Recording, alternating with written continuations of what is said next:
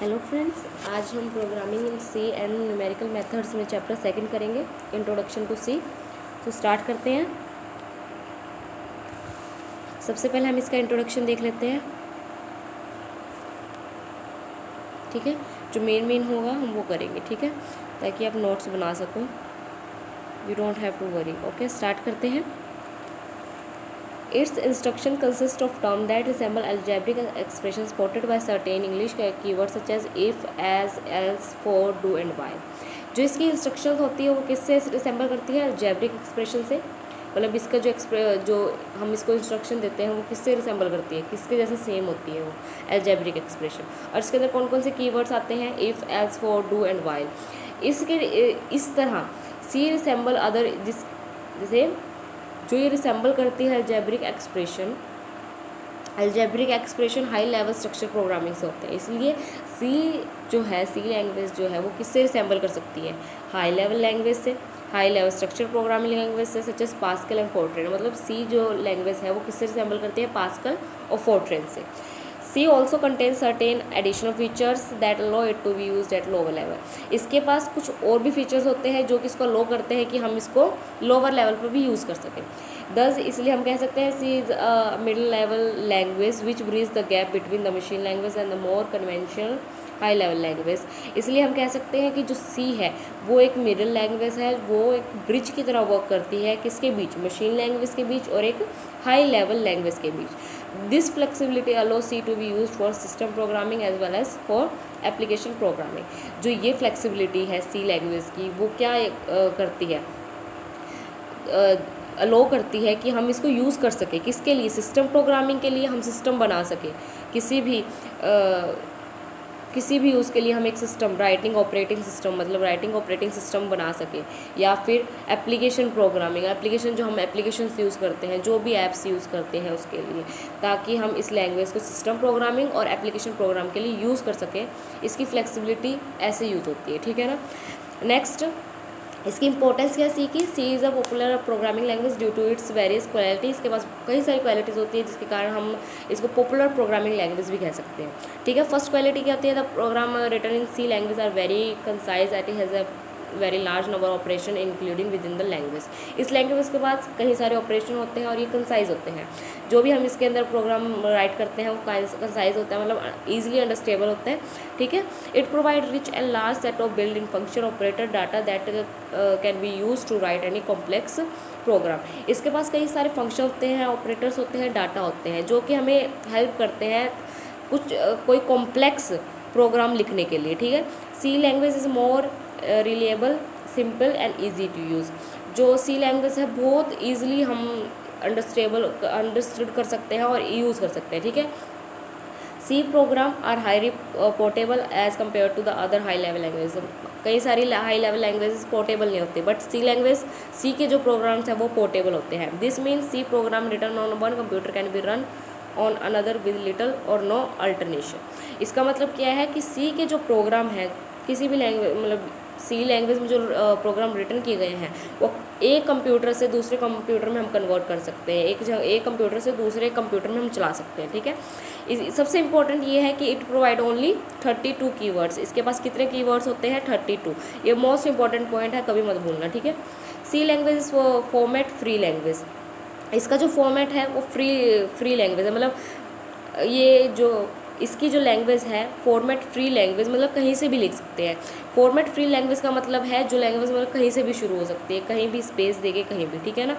It is well suited for the developing both system software and application software. हमने ऊपर देखा है कि सिस्टम प्रोग्रामिंग के लिए भी यूज़ हो सकता है और एप्लीकेशन प्रोग्रामिंग, यहाँ पे वही लिखा हुआ है कि सुटेड है फॉर द डेवलपिंग, क्या डेवलप करने के लिए? सिस्टम सॉफ्टवेयर और एप्लीकेशन सॉफ्टवेयर दोनों। As it combines the capability of an assembly language with the feature of a high level language। क्यों? क्योंकि कंबाइन करता है कैपेबिलिटी, इसके अंदर कैपेबिलिटी है कि वो क्या कर सके? कंबाइन कर सके असेंबली लैंग्वेज के फीचर को किसके साथ? हाई लेवल लैंग्वेज के साथ, ठीक है ना। C compiler are commonly available for computer of all size. जो सी के कंपाइलर है, कंपाइलर क्या होते हैं?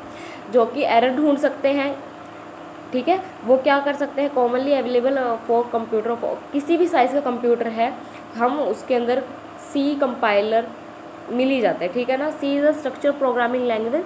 ये स्ट्रक्चर प्रोग्रामिंग लैंग्वेज मतलब जो कि किसी भी प्रॉब्लम को ब्लॉक वाइज तोड़ सके, हम मतलब ब्लॉक वाइज तोड़ दें और उसका मतलब ईजिली आंसर निकाल सके।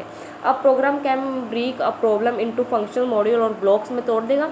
अ proper collection of these modules, और जब ये अगर प्रॉपर हम इसको कलेक्शन कर ले, सभी मतलब जो ब्लॉक्स हुए हैं उनका कलेक्शन कर ले, फिर वो हमें क्या देता है, मेक अ कंप्लीट प्रोग्राम, हम पे पूरा प्रोग्राम आ जाता है। Structure programming make program debugging testing and maintenance easier. जो स्ट्रक्चर प्रोग्रामिंग क्या करती है, प्रोग्राम को डीबग करती है, उसके अंदर जो भी एरर है उसको ढूंढती है, उसको करेक्ट करती है, टेस्ट करती है और उसको मेंटेनेंस इरेज, ठीक है ना, उसका जो मेंटेनेंस है वो ईजियर कर देती है, आसान कर देती है उसको मेंटेन रखना। डीबग क्या होता है कि उसकी मिस्टेक को, उसकी एरर को ढूंढती है, उसको करेक्ट करती है, टेस्ट करती है, और मेंटेनेंस इसका क्या हो जाता है, ईजियर हो जाता है, ठीक है ना। C allow users to write additional library functions of their own, thus the features and the capability of this language can be extended easily by the users. क्या है, जो सी लैंग्वेज है वो हमें क्या अलाउ करती है कि एडिशनल लाइब्रेरी फंक्शन हम इसके अंदर डाल सके बाय देयर आउन, ठीक है। गेटिंग स्टार्टेड विद सी, हम before programming C we must know about number, character and special symbol use in C and how these are constructed and combined to form an instruction. हम C से जाने के पहले हमें ये पता होना चाहिए क्या नंबर्स, इसके अंदर कौन से नंबर यूज़ होते हैं, करेक्टर कौन से यूज़ होते हैं, स्पेशल सिंबल्स कौन से होते हैं, हाउ दीज आर कंस्ट्रक्टेड, कैसे ये बनते हैं एंड कंबाइन होते हैं एक इंस्ट्रक्शन बनाने के लिए, क्योंकि इंस्ट्रक्शन देना सबसे पहला काम होता है, ठीक है ना। सी करेक्टर सेट क्या होता है, like any other language C has its own character set. सभी लैंग्वेज की तरह सी लैंग्वेज में भी अपना करेक्टर सेट होता है, ठीक है। Character are used in program to,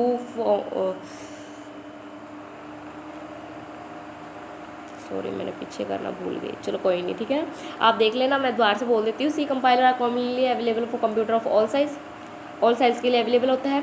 computer structure programme language क्या होता है, डीबगिंग के लिए स्ट्रक्चर प्रोग्राम लैंग्वेज क्या होता है, जो ब्लॉक में तोड़ सके और उस प्रॉब्लम को ईजियर कर सके। तो मतलब इसके अंदर जो प्रोग्राम है वो जो प्रॉब्लम को ब्लॉक में तोड़ देता है, और जब हम उस ब्लॉक्स को कलेक्ट करते हैं हमें एक पूरा प्रोग्राम मिल जाता है, ठीक है। जो स्ट्रक्चर प्रोग्रामिंग में क्या करता है, मेक प्रॉपर डीबगिंग, वो स्ट्रक्चर प्रोग्राम क्या करता है, मिस्टेक को ढूंढता है, उसको ठीक करता है, टेस्ट करता है और मेंटेनेंस, उसको मेंटेन करना ईजी हो जाता है। C allow users to write additional library में, हम इसके अंदर कोई भी फंक्शन ऐड कर सकते हैं, ठीक है ना। उसके बाद हम सी पे आएंगे। सी करेक्टर सेट क्या होता है, क्योंकि हमें सबसे पहला क्या होता है काम कि हम उसको इंस्ट्रक्शन दें, लेकिन इंस्ट्रक्शन किस बेस पे दें, कौन सा करेक्टर लिखे कि हाँ वो क्या समझेगा, इसलिए हमें करेक्टर्स की नॉलेज होनी बहुत ज़रूरी है, क्योंकि हमें इंस्ट्रक्शन देनी है, ठीक है। तो सी लैंग्वेज का कोई करेक्टर सेट होता है जैसे सभी का होता है, ठीक है ना। C has its own character set. Character are used in programming, characters are used in programs to form identifies numbers and expression. जो इसके अंदर जो करेक्टर्स यूज़ होते हैं वो क्या करते हैं, यूज़ होते हैं इन प्रोग्राम में, किस लिए, बनाने के लिए, आइडेंटिफाइज नंबर्स एक्सप्रेशन बनाने के लिए यूज़ होते हैं। The character set in C consist of upper and lower case alphabets. इसके अंदर लोअर केस और अपर केस अल्फ़ाबेट्स होते हैं, डिजिट होते हैं, स्पेशल करेक्टर्स होते हैं एंड वाइट स्पेस होता है। The alphabet and digit are together known as alpha numerical character. जो अल्फ़ाबेट्स और डिजिट मिला के क्या बनाते हैं, दोनों को हम क्या बोल सकते हैं, अल्फ़ा न्यूमेरिक करेक्टर बोल सकते हैं, ठीक है ना। इसके अंदर कई एग्जांपल दिए हुए हैं, देखो comma paired, semicolon, number sign, question mark, vertical bar, slash, backslash, minus sign, plus sign, कई सारे होते हैं साइन, ठीक है ना। आप ये देख लेना। देखो सी करेक्टर सेट क्या होता है, upper case, lower case, ABC बड़ी भी है छोटी भी है, डिजिट्स होती है, स्पेशल करेक्टर्स ये सभी हैं, और वाइट स्पेस करेक्टर कौन कौन से हैं, blank space, new line, horizontal tab, vertical tab, carriage, return, form feed, ठीक है ना। ये सारे आप ये देख लेना कौन कौन से होते हैं। Next,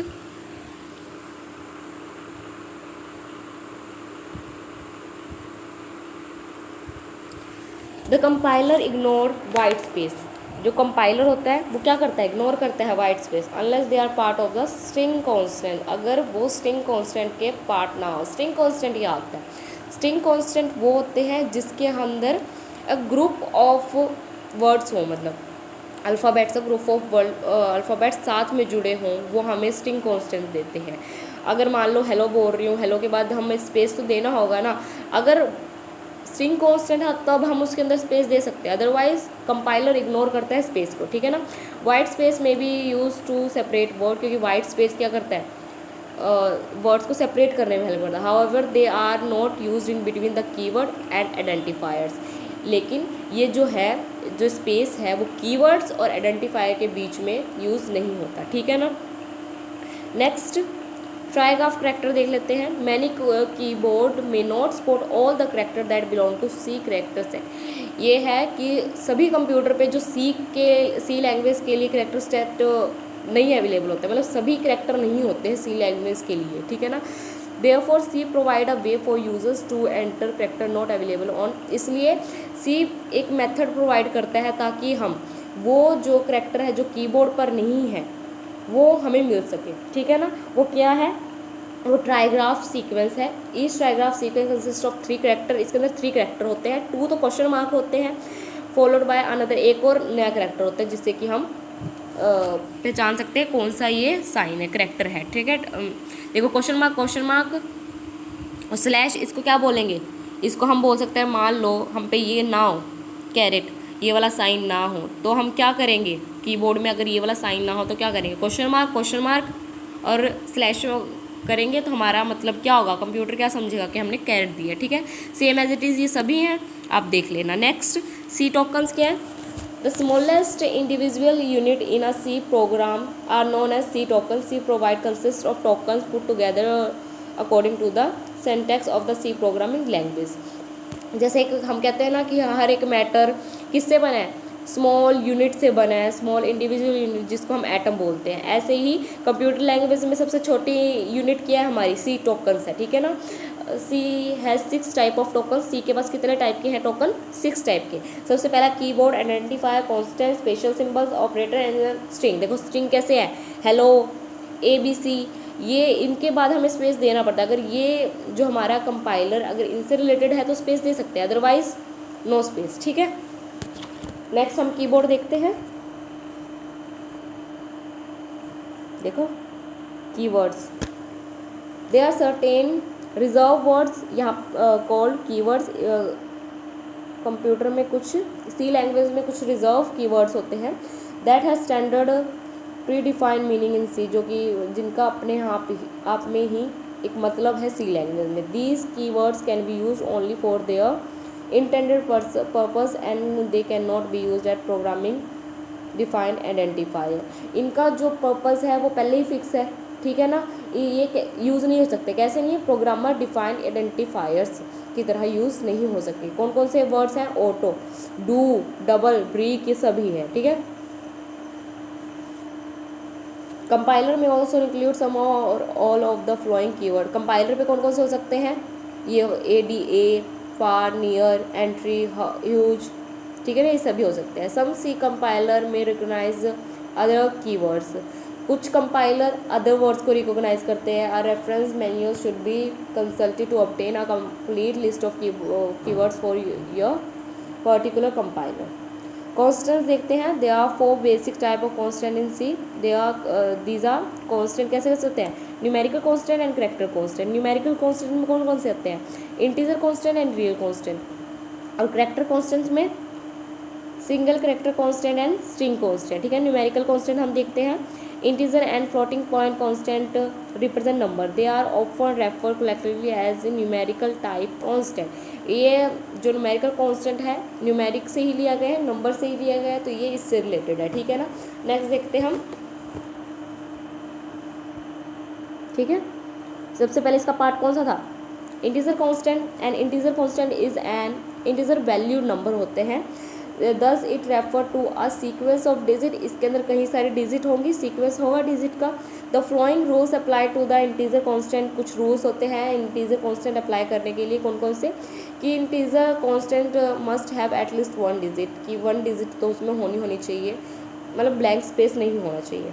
commas and blank can not be included with in the constant. इसके अंदर कॉमा या स्पेस देना अलाउड नहीं है, ठीक है ना। It should not contain decimal point and exponent, इसके अंदर डेसिमल नहीं होना चाहिए, ना फिर कोई एक्सपोनेंट पावर होनी चाहिए। The constant can be proceed by a minus sign and plus sign. जो कांस्टेंट है ये कैसे प्रोसीड हो सकते हैं, माइनस साइन से भी, प्लस साइन से भी। डिफ़ॉल्ट साइन इज, अगर हम कोई भी साइन आ दो तो वो क्या समझेगा, प्लस साइन है, ठीक है ना। The value of a constant can not be exceed specified minimum and maximum bound.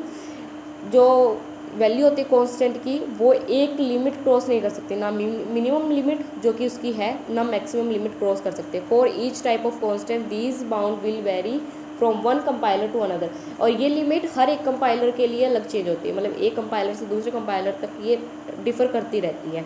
For a 16 bit computer, 16 bit computer के लिए the allowable range for an integer constant is कितने होती है, 16 बिट कंप्यूटर के लिए कांस्टेंट रेंज -32768 टू +32767, ठीक है।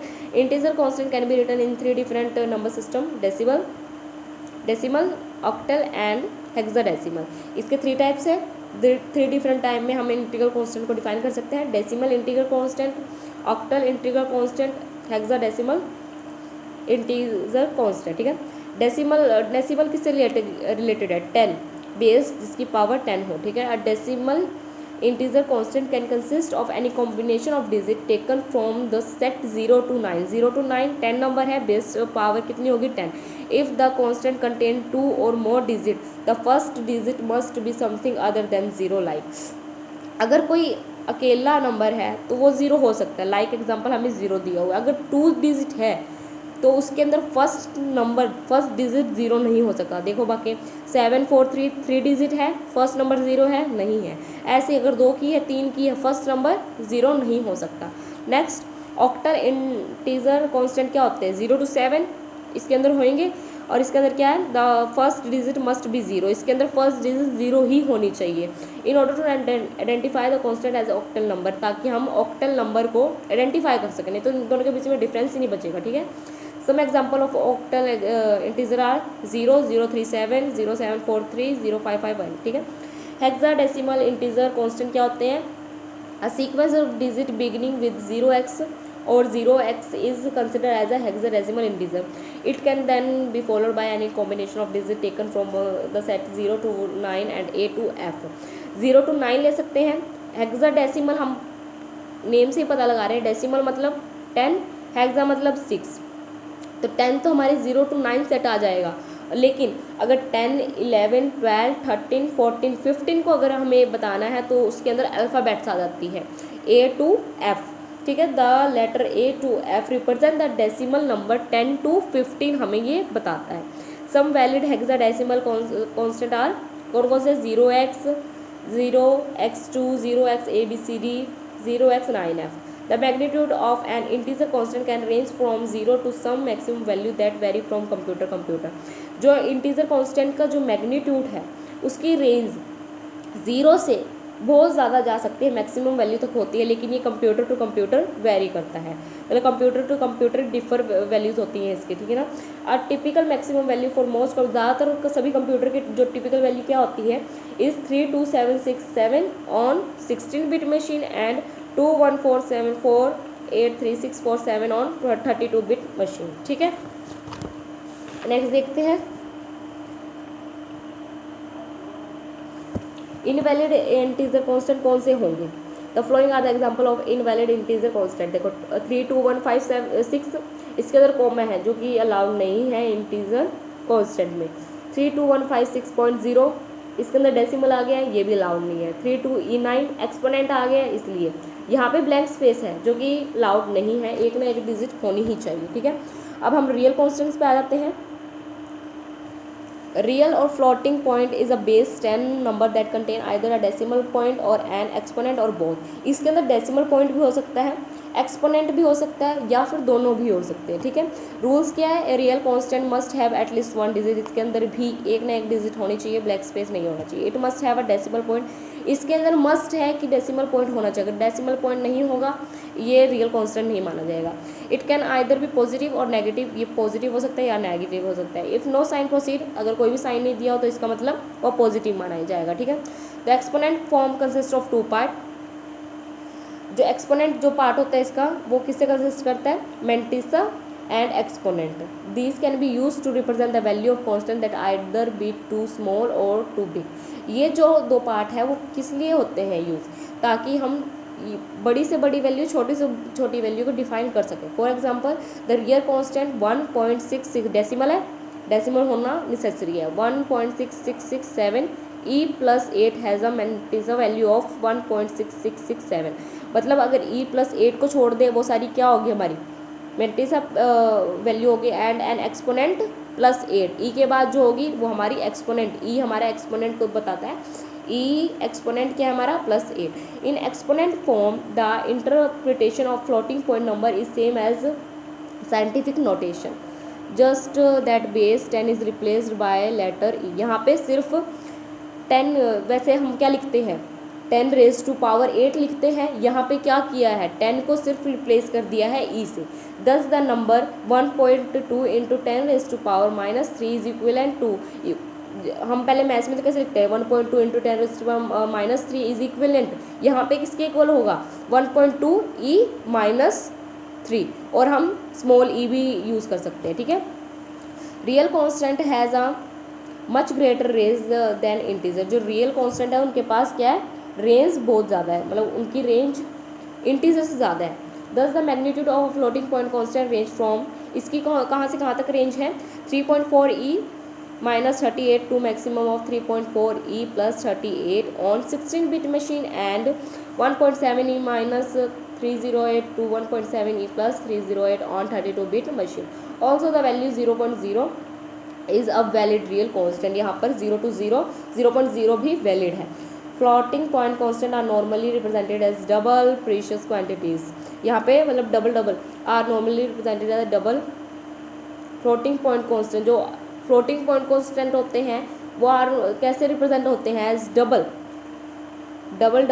जो मतलब ऊपर होंगे, जैसे कोमा होते हैं वो वाले स्लैश जिसमें हम कोई भी क्वार्ट लिखते हैं ब्रैकेट क्लोज वाला लिखते हैं, उसके फ्लोटिंग पॉइंट कांस्टेंट जो होंगे उसको क्या डबल रिप्रेजेंट कर सकते हैं. However the suffix f or f may be used to force single precious and l or l to extend the double precious further. f और जो सफिक्स पीछे लगते हैं, ठीक है ना. f और f may be used to force single precious, उसका मतलब क्या होगा precious and और l to l extended the double precious further. वो l का मतलब क्या वो आगे बढ़ रहा है, ठीक है ना, उसका मतलब ये होगा.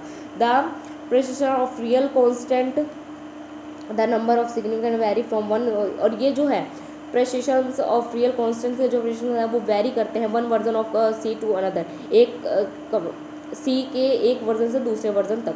Virtually all c version permit at least 6 significant figure. Mostly जो c के सभी वर्जन हैं वो कितने फिगर्स परमिट करती है 6 significant. And some permit as many as 18 significant. कभी कभी मतलब मोस्टली तो कितने करते हैं 6, लेकिन कुछ परमिट कर देते हैं 18 तक भी, ठीक है. The following rule apply to real constant representing in exponent form. Exponent form में जो भी रिप्रेजेंट होते हैं उनके लिए कुछ रूल है. Mantissa part and exponential part should be separated by letter E. इसके अंदर सेपरेशन के लिए ई होना चाहिए. The default sign of mantissa part is positive. जो अगर मान लो हमने अगर माइनस डाला प्लस डाला मेंटिसा पे वो तो ठीक है, अगर नहीं डाला तो डिफ़ॉल्ट साइन क्या होगा positive. Exponent must have at least 1 digit. Exponent का एक ना एक डिजिट होनी चाहिए विच शुड बी पॉजिटिव और नेगेटिव, कुछ भी हो सकती है, ठीक है. The range of real next the range of real constant expressed in exponential form is from 3.4 e -38 to 3.4 e 38 for 16-bit computer. Real constant की रेंज कहाँ से कहाँ तक है एक्सपोनेंशियल की 3.4 e -38 to 3.4 e 38 for 16-bit computer के लिए. कुछ इनवैलिड रियल कांस्टेंट क्या है 125.0. इसके अंदर डेसिमल तो होना नेसेसरी है तो वो तो ठीक है, लेकिन कोमा नहीं होना चाहिए जो कि है, तो इसलिए ये इनवैलिड है. 25325 इसके अंदर क्या है डेसिमल नहीं है, इसलिए ये इनवैलिड है. 253E13.2 exponent should be N integer. जो एक्सपोनेंशियल है वो इंटीजर होना चाहिए, मतलब इंटीजर 7/2 13/2 कुछ भी होना है, लेकिन इसके अंदर जो एक्सपोनेंशियल की पावर क्या आ गई 10 आ गई ना, 13.2 ऐसे कुछ, तो ये नहीं हो सकता, ठीक है। करैक्टर कांस्टेंट देखते हैं। Character constant is a single alphabet. इसके अंदर करैक्टर कांस्टेंट्स में एक अल्फ़ाबेट होता है, सिंगल अल्फ़ाबेट होती है, या फिर एक सिंगल डिजिट होती है, और अ सिंगल स्पेशल सिंबल हो सकता है, enclosed with in a single quotation mark के अंदर, सिंगल कोटेशन मार्क के अंदर, जो कि इंक्लोज होगी, ठीक है। सम करैक्टर्स हम देख लेते हैं। ए जो कोटेशन मार्क में, सिंगल कोटेशन मार्क में इंक्लोज है, 5, 3 decimal question mark. Character constant have integer value that are machine dependent. इनके पास क्या होता है, character constant have integers value, इनकी जो कांस्टेंट की पर इंटीजर वैल्यू होती है, जो कि मशीन डिपेंडेंट होती है, मशीन के अकॉर्डिंग चलती है। दस integer value represent the character may be different on machine, on different machine, इसलिए डिफरेंट मशीन पे इनकी जो इंटीजर वैल्यू होती है वो डिफरेंट होगी। The constant themselves are independent of the character set. जो कॉन्स्टेंट होते हैं वो करैक्टर सेट से, जैसे कॉन्स्टेंट अगर लेंगे वो करैक्टर सेट से इंडिपेंडेंट होंगे, उसके अंदर कोई मतलब चेंजेस नहीं हो सकते। This feature eliminate the dependent of a program on any particular character set. और यह फीचर, दिस फीचर एलिमिनेट कर देता है डिपेंडेंट ऑफ अ प्रोग्राम, एक प्रोग्राम की dependence on any particular character set पर, मतलब वो इंडिपेंडेंट हो जाता है, कोई भी एक प्रोग्राम इंडिपेंडेंट हो जाता है जब उसके पास कौन से फीचर्स आते हैं जो मैंने अभी बताए हैं, ठीक है। स्ट्रिंग कांस्टेंट आ गया, देखो मैंने हेलो बोला था, वो ग्रीन वही है स्ट्रिंग कांस्टेंट, ठीक है ना। अ string constant consist of any number of consecutive character. Consecutive मतलब लगातार करैक्टर्स आते हैं इसके अंदर, enclose in double quotation mark, इसके अंदर डबल कोटेशन मार्क में बंद होते हैं, ठीक है। समटाइम्स स्पेशल करैक्टर में ऑल्सो भी include as a part of a string constant. कभी कभी कुछ स्पेशल करैक्टर भी यूज़ होता है, जैसे डॉलर है, स्पेशल करैक्टर है, may also be include as a part of string constant. These characters must be represented in terms of their escape sequence which are discussed in next article. These character में must be represented in term of, ये जो सारे characters है वो किस में represent होने चाहिए, escape sequence में, जो कि हम आगे डिस्कस करेंगे। At the end of every string constant, हर एक string constant के बाद the compiler automatically add a null character, जो \0 ऐड कर देता है। कौन करता है, कंपाइलर ऑटोमेटिकली ऐड कर देता है एक और एक्स्ट्रा करैक्टर, कौन सा, \, और 0, किसके एंड में, स्ट्रिंग कांस्टेंट के हर एंड में। कोई भी अगर हम स्ट्रिंग कांस्टेंट लिखेंगे तो कंपाइलर क्या करेगा, लास्ट में एक नल करैक्टर ऐड कर देगा as the last character of the string. कैसे, एज अ लास्ट करैक्टर समझ के, मतलब स्ट्रिंग कांस्टेंट का लास्ट, अगर आपसे पूछे कि लास्ट करैक्टर क्या होता है, \, और 0, ठीक है।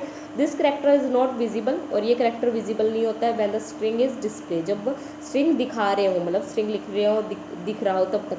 However by searching for the null character, अगर हम नल करैक्टर ढूंढना चाहे, end of every string can be identify, and हमें आराम से वो दिख जाता है, ठीक है। It is worth mentioning that a character constant like A is not equivalent to the corresponding string constant A. अगर हम देखें, इट इज़ वर्थ मैंशन, हमें पता ही है, अगर ए जो कि सिंगल कोटेशन मार्क में है, क्या वो इक्वल है ए डबल कोटेशन मार्क के, बिल्कुल भी नहीं, क्योंकि स्ट्रिंग कांस्टेंट में हमेशा एक एक्स्ट्रा करैक्टर होता है। A character constant has an equivalent integer value whereas the string constant actually consist of 2 character, ठीक है ना। उसमें ये लिखा हो कि 2 करैक्टर होते हैं उसमें तो दोनों सेम हो ही नहीं सकते। ओके, नेक्स्ट देखते हैं, एस्केप सीक्वेंस देखते हैं, जो कि उन्होंने कहा था हम बाद में देखेंगे कि these character must be represented in term of, जो ये सारे करैक्टर है किस कैसे रिप्रेजेंट होते हैं, इन term of their escape sequence में, इनका मतलब सीक्वेंस देखें किस टर्म में यूज होते हैं, ठीक है। \, करैक्टर कांस्टेंट इसको कहते हैं, एस्केप सीक्वेंस मतलब \, constant character constant. C support some special \, character constant that are used in output function. C जो किसको सपोर्ट करता है, कुछ स्पेशल \, करैक्टर कांस्टेंट को सपोर्ट करता है, जो कि हमें आउटपुट फंक्शन में यूज होते हैं। These are use to express certain non printing character as well as the \। किस लिए यूज होता है ये, it this is use to express करने के लिए, कुछ नॉन प्रिंटिंग करेक्टर को यूज देखने के लिए, एज वेल एज बैकस्लैश को, ठीक है। And the next and the apostrophe. For example, a line with lf referred to as a new line in C can be represented as backslash and n. जैसे कि एक line फिर line lf, हम इसको short form में lf refer to as a new line, C में वो एक नई लाइन रेफर्ड होएगी, मतलब C को नई लाइन दिखेगी, कैन बी रिप्रेजेंटेड एज, जो कि कैसे रिप्रेजेंट होगी, backslash N. Each escape sequence always represent single character, जो हर एक स्केप सीक्वेंस है वो एक सिंगल करेक्टर रिप्रेजेंट करता है, even though they are written in term of 2 और मोर, जबकि अगर वो 2 और 3 करेक्टर्स में लिखा हो लेकिन वो स्केप सीक्वेंस में सिंगली रिप्रेजेंट होता है, ठीक है ना। अब देखो BELL कितने करेक्टर्स का है, वो सिंगल में होएगा, बैकस्लैश ए में रिप्रेजेंट होएगा, ठीक है ना। इसलिए आप इन सबको देख लेना, bell, backspace, form feed, new line, carriage return, horizontal tab, vertical tab, quotation mark, apostrophe, question mark, backslash null, ठीक है, कैसे रिप्रेजेंट होते हैं ये। आइडेंटिफायर्स नेक्स्ट देखते हैं, हमारा टॉपिक खत्म होने वाला है, okay. Identifier use for naming program element, variable, constant, function, array. जो आइडेंटिफाई किस लिए यूज होते हैं, किसी भी प्रोग्राम एलिमेंट के प्रोग्राम को नेम करने के लिए, are use for naming program element, variable, constant, function, array etcetera, एक एग्जांपल है। These are defined by the user, जो ये किससे डिफाइन होते हैं, मतलब यूज़र इनको बनाता है, ठीक है ना। The identifier must be given relevant and meaningful name, जो आइडेंटिफायर है इनको क्या, इनको मिलता है कैसा नेम, रिलेवेंट और मीनिंगफुल नेम मिलता है इनको, मतलब जो भी अगर आइडेंटिफायर होगा उसका कुछ ना कुछ मीनिंग होगा, so that program can be easily understood, ताकि हम इसका मीनिंग समझ सकें। वेरिएबल्स क्या होते हैं, हमें पता ही है। कांस्टेंट क्या होता है, जिसकी वैल्यू कभी चेंज नहीं होती है, और वेरिएबल्स जिसकी वैल्यू हमेशा चेंज हुए, ठीक है। Variable is a data item whose value can change during the execution of the program, जब हम प्रोग्राम एग्जीक्यूट करें उस टाइम उसकी वैल्यू चेंज हो जाए उसको वेरिएबल कह सकते हैं। If at a particular instant of time it has a value से 9, मान लो अगर किसी पर्टिकुलर इंस्टेंट ऑफ टाइम में उसकी वैल्यू क्या है 9, it may have another value से 15 at another instant of time, तो दूसरे इंस्टेंट ऑफ टाइम में इसकी वैल्यू क्या हो सकती है 15। However, a variable storing integer must hold an integer at all time, लेकिन अगर एक वेरिएबल इंटीजर होल्ड करके है कि इंटीजर नंबर है तो दूसरे टाइम पर इंटीजर ही होगा, बेशक उसकी वैल्यू चेंज हो गई हो। When we declare a variable, we create a particular storage in the memory, जब हम एक वेरिएबल डिक्लेयर करते हैं तो वो क्या करता है, एक मेमोरी में अपने एक स्पेस, अपनी एक स्टोरेज पहले ही बना लेता है, ठीक है ना। The scope of a variable refer to the portion of program in which it is been used, it can be used. जो वेरिएबल का स्कोप है किससे रेफ़र करता है कि वेरिएबल का स्कोप है, refer to the portion of program, उस पोर्शन को रेफ़र करता है जिसके अंदर प्रोग्राम यूज़ किया गया है, ठीक है ना। उस एरिया में उसको एरिया को रेफ़र करता है जिसमें प्रोग्राम यूज़ किया गया। The difference between variable and constant is that in a variable the content of the memory location में चेंज, जिसके अंदर वेरिएबल में क्या और कांस्टेंट में क्या डिफरेंस है, वेरिएबल में जो कंटेंट है मेमोरी लोकेशन का वो चेंज हो जाता है, value of the data item में चेंज, डाटा की जो वैल्यू चेंज हो सकती है। However in the case of the constant the value remain fix, however in the case of constant में the value remain fix, value क्या रहते हैं, फिक्स रहते हैं, कैन नॉट बी चेंज, और चेंज भी नहीं हो सकते हैं, ठीक है। दिस इज लास्ट पेज, इसके बाद हमारा टॉपिक खत्म हो जाएगा और चैप्टर भी खत्म हो जाएगा, ठीक है। Rule for naming a variable, एक वेरिएबल को नेम देने के लिए कुछ रूल्स होते हैं। Variable name must begin with the letter of the alphabet, जो वेरिएबल है किसी ना किसी अल्फ़ाबेट से शुरू होना चाहिए, जैसे कि हमारा बाकी कांस्टेंट में था कि कुछ ना कुछ डिजिट होनी चाहिए, ब्लैंक स्पेस नहीं होना चाहिए, ठीक है ना। वैसे ही इसके अंदर भी कुछ ना कोई लेटर होना चाहिए। इन सी द अंडरस्कोप करैक्टर, जो ये वाला करैक्टर है इस कंसिडर आ लेटर, सी में ये वाला करैक्टर एक लेटर की तरह यूज़ होता है। कौन सा, ये देखो ये वाला ब्रैकेट है, नीचे एक लाइन, ठीक है ना, ये भी लेटर की तरह कंसिडर होता है। However a variable name beginning with underscore character should be discouraged to prevent possible conflict with some special system name that begin with the underscore. Underscore अगर हम इस करैक्टर से अपने वेरिएबल की स्टार्टिंग करें तो प्रॉब्लम हो जाती है इसको पढ़ने में, इसको समझने में। और अंडरस्कोप के कई सारे करैक्टर होते हैं, उनके बीच में कन्फ्यूज़न क्रिएट हो जाती है कि ये वेरिएबल है कि अंडरस्कोप से है, ठीक है ना। इसलिए ज़्यादातर सभी जो वेरिएबल है वो लेटर से शुरू होते हैं, अंडरस्कोप के करैक्टर से नहीं, ठीक है ना। The first character may be followed by any number of letter और डिजिट फ्रॉम 0 to 9। कहाँ से कहाँ तक शुरू हो सकते हैं? 0 to 9 कहीं से भी शुरू हो सकते हैं, ठीक है। Blank space, period, semicolon, comma और slash and all such special character are not permitted in variable name.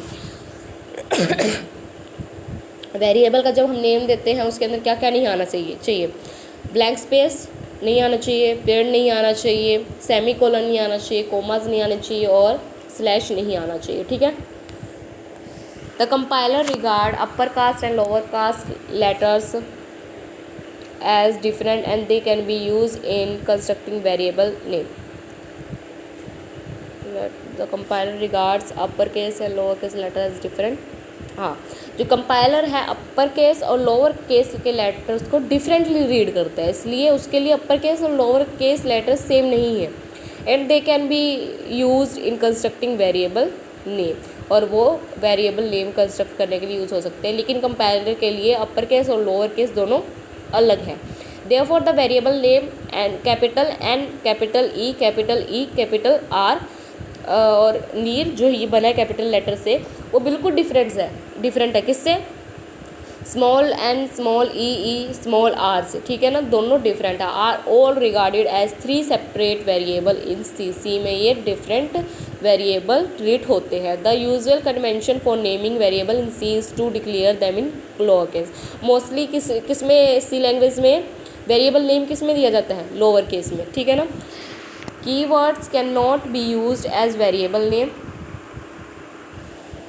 Keywords जो हमारे पीछे आए थे कीवर्ड्स, वो वेरिएबल नेम के लिए यूज़ नहीं हो सकते, ठीक है। Since keywords are generally in lower it is possible to use a keyword in upper case as an identifier. जब हमें पता है कि कीवर्ड्स क्या है, लोअर केस में लिखे गए थे, और इट इज़ पॉसिबल, ये भी पॉसिबल है कि हम कीवर्ड को अपर केस में यूज़ करके उसको आइडेंटिफायर बना दें, कि मतलब उसको अलग बना दें, उसको हम आइडेंटिफाई कर सकें, कुछ ऐसा बना दें। However it is consider as a poor programming practice, लेकिन ये पुअर प्रोग्रामिंग प्रैक्टिस हो जाती है, मतलब ये अच्छा सिस्टम नहीं हो जाता, ठीक है। On most computer only the first 7 और 8 character are use to identify a variable. अगर हम कोई भी वेरिएबल नेम लिखते हैं तो फर्स्ट 7 और 8 करैक्टर हमें उसके बीच का डिफरेंस बता देते हैं। उसके आगे तो मतलब कुछ लिख दो, लेकिन सबसे पहले वो आइडेंटिफाई कैसे करते हैं, कंपाइलर कैसे आइडेंटिफाई करता है? फर्स्ट 7 या 8। इसलिए हमें फर्स्ट 7 या 8 जो भी हम करैक्टर लिखेंगे वो डिफरेंट होने चाहिए। No other variable used in the program should begin with the same 7 और 8 करैक्टर से शुरू नहीं होना चाहिए। मान लो for example the name variable 1, variable 2, 1 और 2 डिफरेंट है, बट वेरिएबल तो सेम है ना। उन दोनों के लिए तो वेरिएबल की फर्स्ट VARIABLE सब सेम है, 7 और 8 करैक्टर सेम है, इसलिए इनको डिफ्रेंशिएट करना कंपाइलर के लिए डिफ़िकल्ट होता है। Can not be distinguish by such compiler. Some valid variables names are, कुछ variables name company, salary, average, total, interest, sum, count, future, well curl, ठीक है ना, ये सब है। When selecting variable name, the name should be chosen so as to describe the role that the variable is desired to play।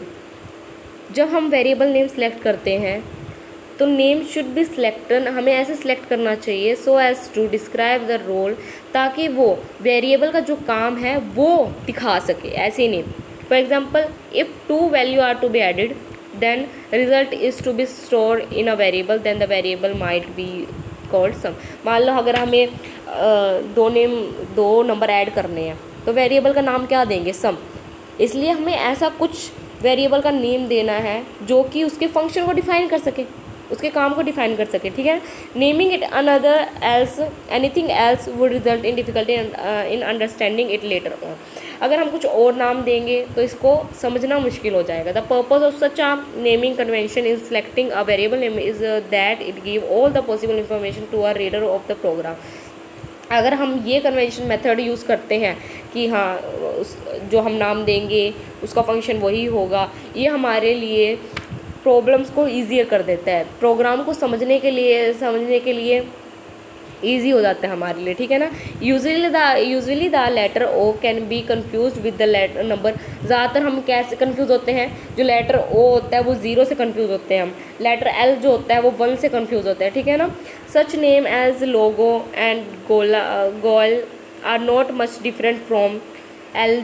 जैसे कि लोगो है, लोगो बिल्कुल डिफरेंट नहीं है L0 G0 से, वैसे ही गोयल कैसे GOAL कैसे डिफरेंट बिल्कुल सेम से है, किससे है G0A1 से। इसलिए इसको कभी कभी हमें लेटर्स को डिफरेंटली ट्रीट करना मुश्किल हो जाता है, इसलिए हमें ऐसा कुछ यूज़ करना चाहिए ताकि वो उसके फंक्शन को डिफाइन करे, ठीक है ना।